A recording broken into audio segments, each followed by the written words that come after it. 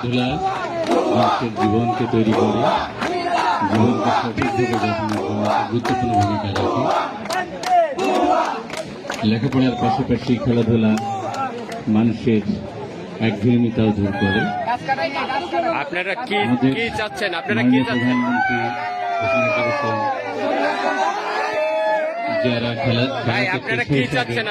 নেবে তাদের জন্য তিনি স্পেশালি গুরুত্ব দিচ্ছেন এবং বিভিন্ন এলাকায় বিশেষ সবটা খেলাকে ক্লাস 4 থেকে পাঠ্যসূচি হিসাবে গ্রহণ করা হয়েছে। তার মধ্যে ফুটবল অন্যতম। তো ভুয়া বলছেন কাকে? শিক্ষার্থীরা তাদের মেধা লেখাপড়ার পাশাপাশি আশাবাদ ব্যক্ত করি। মাননীয় সংসদ সদস্য অত্যন্ত ব্যস্ত মানুষ, তিনি তার মূল্যবান সময় ব্যয় করে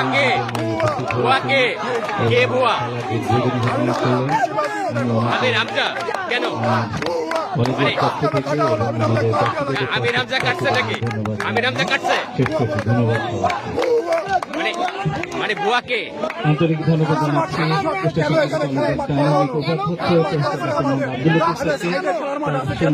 বক্তব্য এবং আমরা এখন খেলার মাঠে প্রবেশ করব। আমরা সকল বিভাগকে, আমাদের দুটি বিভাগ বাকিরা দর্শক হয়ে যাবে। এখন শুধুমাত্র এই দুটি দল অবস্থান করবে। আমাদের আজকের মাননীয় প্রধান অতিথি অধ্যক্ষ স্যার, উপাধ্যক্ষ স্যার, সম্পাদক স্যার, আহ্বায়ক স্যার, তারা মিলে প্রথমে লাঠি মেরে আজকে খেলার সূচনা শুভ সূচনা করবেন।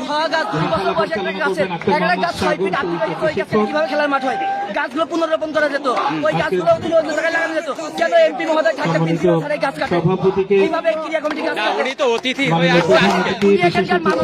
সংসদ আসলে কিছু হতে পারে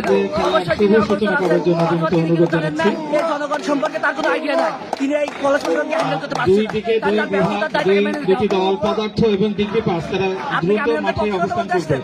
পদার্থ এবং ডিগ্রি পাস দ্রুত মাঠে এসে আমি আপনাদের বক্তব্য নিচ্ছি। আমি বক্তব্য নিচ্ছি যে ভুয়া বলছেন কাকে বা কেন? সাগরের দুই পাশে অবস্থান করার জন্য দ্রুত আহ্বান জানাচ্ছি। কেন আমাদের ক্যাম্পাসে গাছ কেটে দেবে কলেজ প্রশাসন? এই বিষয়ে কিন্তু আমরা 3 জন হয়ে আসবে, তখন ওনাকে খোঁজ খবর নিয়ে আসা লাগবে না? দুঃখ নিবেদন করে এখানে গাছ কাটা হচ্ছে। শুধুমাত্র যারা এখন খেলায় অংশগ্রহণ করবে পদার্থ এবং ডিগ্রি, তারা শুধু মাঠে অবস্থান করবে। আমরা দেখতে পাচ্ছি মাননীয় প্রধান অতিথি, আজকের অনুষ্ঠানের সভাপতি, উপাধ্যক্ষ স্যার, সম্পাদক স্যার, বিশেষ অতিথিবৃন্দ তারা মাঠে প্রবেশ করেছেন। আহ্বায়ক স্যার মাঠে প্রবেশ করেছেন। এখন মাননীয় প্রধান অতিথি অধ্যক্ষ স্যার, উপাধ্যক্ষ স্যার, তাদের মাধ্যমে খেলার শুভ সূচনা হবে। প্রথম পর্যায়ে দুটি দল অংশগ্রহণ করবে, পদার্থ এবং ডিগ্রি পাস।